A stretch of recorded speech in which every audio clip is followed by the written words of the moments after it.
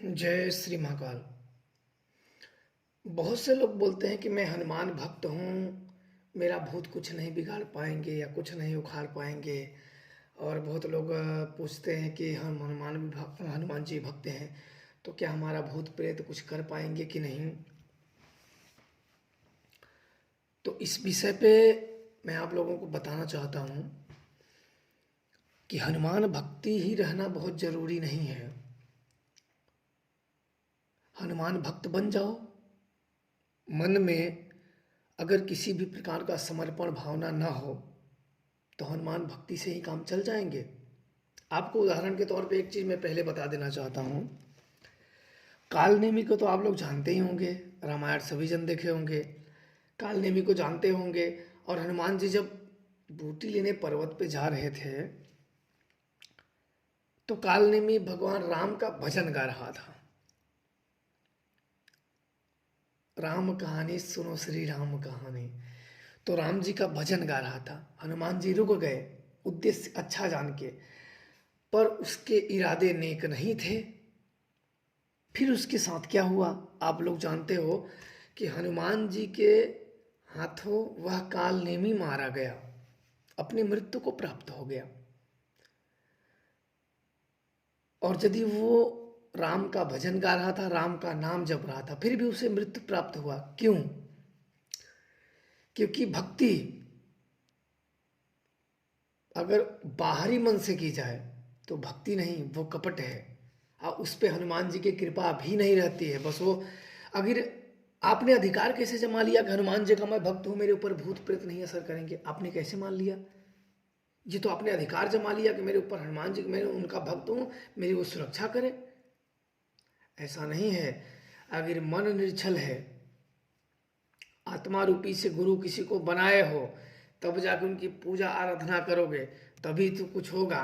फिर ऐसे आप सीना तान के खड़े रहो कि हनुमान जी हमारे सुरक्षा करने के लिए आएंगे। तो जिस दिन ऐसी उपद्रव से सामना हुआ, ऐसी दुष्ट और पिशाचिक शक्तियों से सामना हुआ, उसी दिन आपके घर के सुख और चैन कहीं खो जाएगा। और फिर काटते रहो दवा के लिए चक्कर, फिर काटते रहो।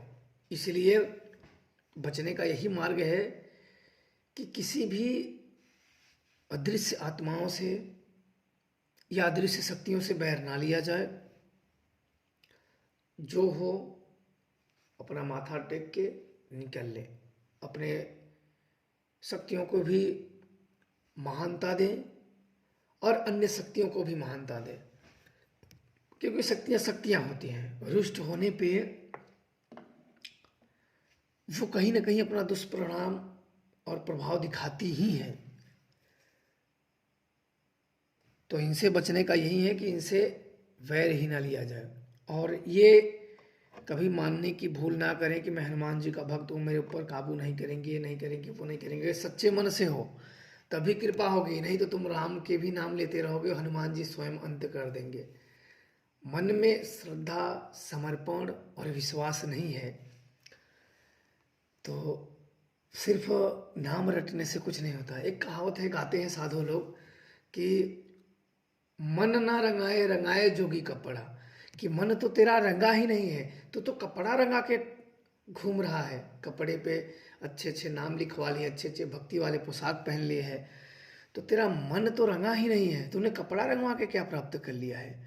तो इसलिए जोगी का मन रंगा जाता है, कपड़ा नहीं। तो उसी प्रकार से किए जाते हैं। और इस प्रकार से अगर किए जाते हैं तो सारी शक्तियाँ मदद करती हैं। और सद्भावना से उनके सामने नतमस्तक हो जाओ, सिर झुकाओ और उनसे कृपा प्रार्थना का आग्रह करो। अगर मन सच्चा है, दिल साफ है, तो आपके ऊपर जरूर कृपा उनकी बनेगी। हनुमान जी ऐसे हैं कि बहुत जल्द ही अपने देवी और अपने भक्तों पे, हर देवी देवताओं में हनुमान जी जल्दी प्रसन्न होने वाले देव माने जाते हैं।